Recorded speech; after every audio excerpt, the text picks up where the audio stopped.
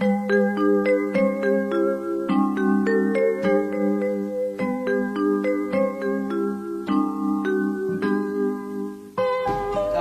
warahmatullahi wabarakatuh. Tadi pun salam semuanya. Saya Sontowi, asal sekolah SMA Kausar Bandar Lampung, calon guru penggerak angkatan ke-7.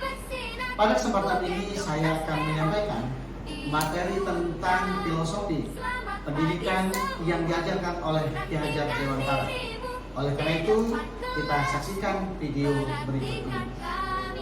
Guruku tersayang, guru tercinta, tanpamu apa jadinya aku? Tak bisa baca tulis, mengerti banyak hal. Pengajaran menurut Ki Hajar Dewantara merupakan salah satu bagian dari pendidikan. Pengajaran itu tidak lain adalah pendidikan dengan cara memberi ilmu yang bermanfaat, berfaedah buat hidup anak-anak baik lahir maupun batin. Pengajaran menurut Ki Hajar Dewantara merupakan salah satu bagian dari pendidikan. Pengajaran itu tidak lain adalah pendidikan dengan cara memberi ilmu yang bermanfaat, berfaedah buat hidup anak-anak baik lahir maupun batin.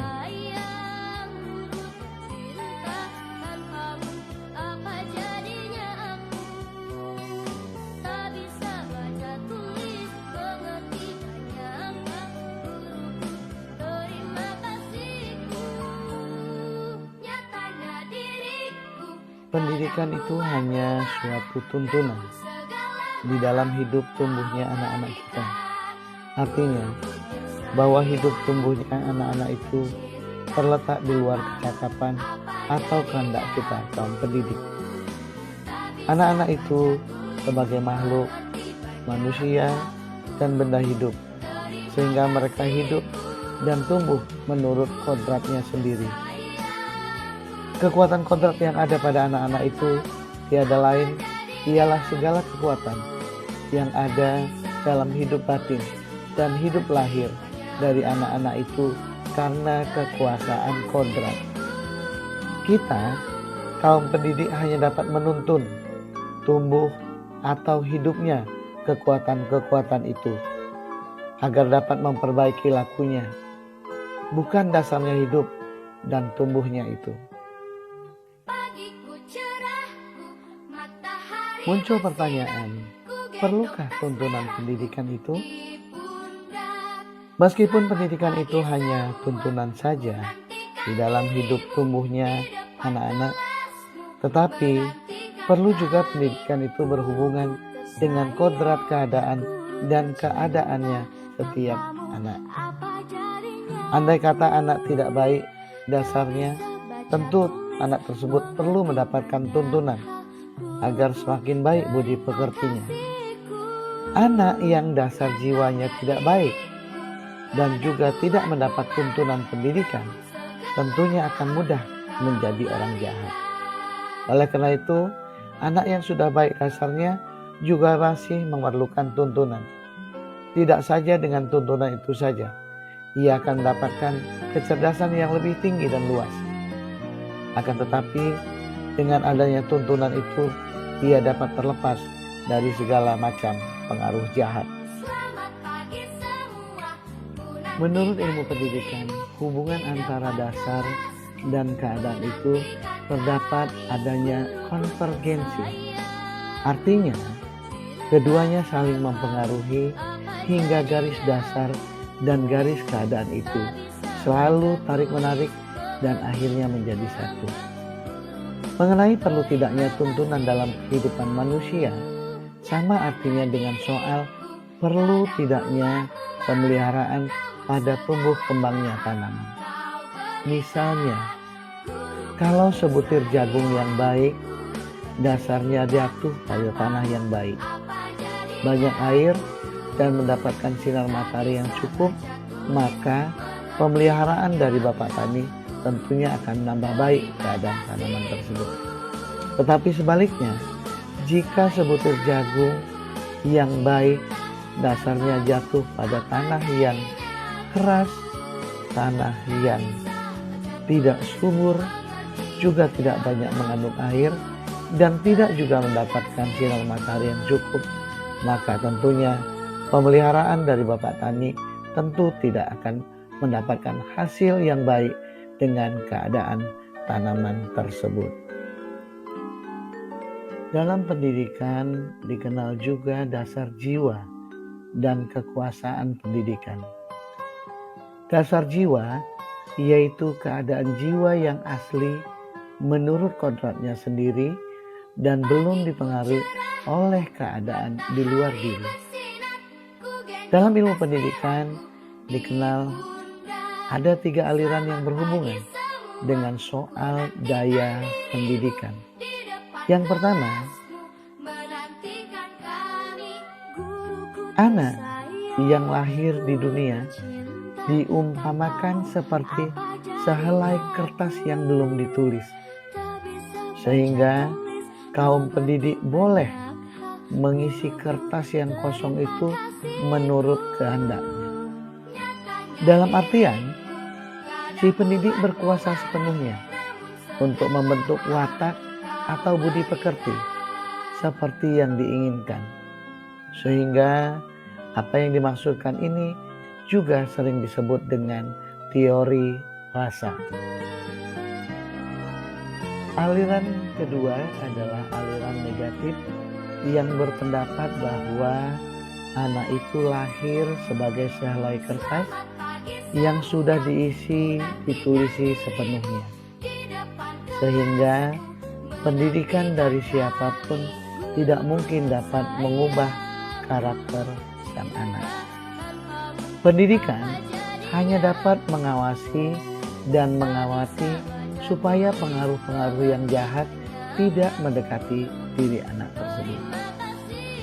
Jadi, aliran negatif menganggap bahwa pendidikan hanya dapat menolak pengaruh-pengaruh dari luar peserta didik.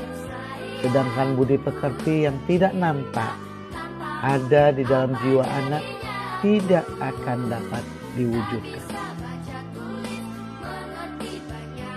Teori yang ketiga adalah teori konvergensi teori. Watak manusia itu dibagi menjadi 2 bagian. Pertama, dinamakan bagian yang disebut dengan intelligible, yakni bagian yang berhubungan dengan kecerdasan angan-angan atau pikiran. Kita sering menyebut dengan sebutan pikiran intelektual. Pikiran intelektual ini dapat berubah-ubah menurut pengaruh pendidikan atau keadaan. Sementara dalam teori konvergensi teori ini, yang kedua adalah biologis. Biologis merupakan bagian yang berhubungan dengan dasar hidup manusia dan dikatakan tidak dapat berubah selama manusia itu hidup. Intelligible yang dapat berubah-ubah karena pengaruh. Misalnya kelemahan berpikir, kebodohan, kurang baik pemandangannya, kurang cepat berpikir dan sebagainya. Dengan kata lain, keadaan pikiran serta kecakapan untuk menimbang dan kuat lemahnya kemauan. Sementara pada bagian biologis yang tak dapat berubah ialah bagian jiwa mengenai perasaan yang berjenis-jenis di dalam jiwa manusia.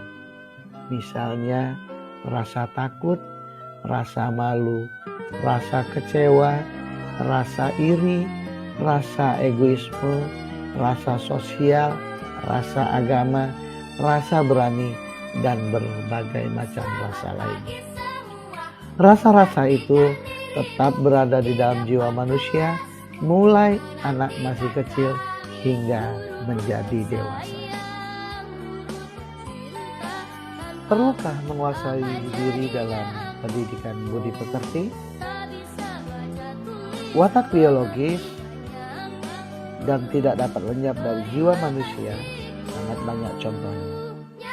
Kita juga dapat melihat dalam kehidupan setiap manusia, misalnya orang yang karena pendidikannya, keadaan, dan pengaruh lainnya seharusnya berbudi dermawan.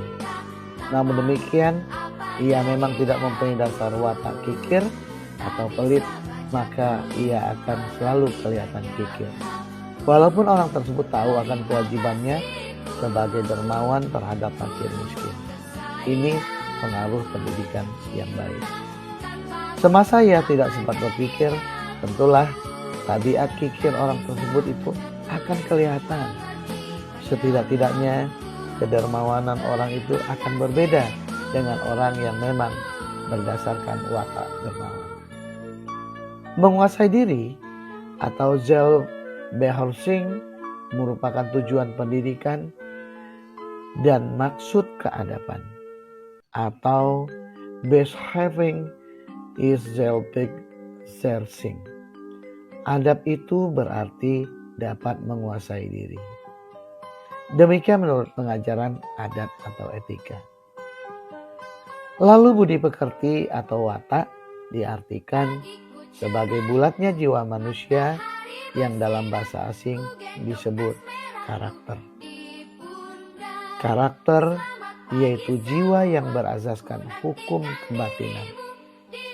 Orang yang mempunyai kecerdasan budi pekerti akan senantiasa memikirkan dan merasakan serta memakai ukuran, timbangan, dan dasar-dasar yang pasti tetap. Watak atau budi pekerti bersifat tetap dan pasti pada setiap manusia, sehingga kita dapat dengan mudah membedakan satu dengan lainnya. Budi pekerti, watak, atau karakter merupakan hasil dari bersatunya gerak, pikiran, perasaan, dan gerak atau kemauan sehingga menimbulkan tenaga. Ya. Demikian tadi sudah kita saksikan bersama bagaimana video filosofi tentang pembelajaran pendidikan yang diajarkan oleh Ki Hajar Dewantara yang dapat diaplikasikan dalam proses kegiatan belajar sehari-hari di sekolah. Semoga bermanfaat. Assalamualaikum warahmatullahi wabarakatuh.